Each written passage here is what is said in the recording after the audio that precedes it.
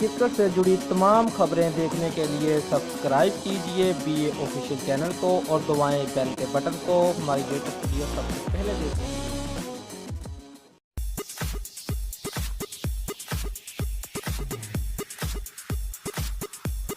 گھر کے شیر باہر ڈھیر ہو گئے۔ جنوبی افریقہ نے بھارت کو بدترین شکست سے 2-4 کرتے ہوئے پہلے ٹیسٹ میچ میں 72 رن سے ہرا دیا۔ تفصیلات کے مطابق جنوبی افریقہ نے بھارت کو بدترین شکست سے 2-4 کرتے ہوئے پہلے ٹیسٹ میچ میں 72 رن سے ہرا دیا۔ 208 رنز کے ہدف کے تعاقب میں بھارتی ٹیم 135 رنز پر ڈھیر ہو گئی۔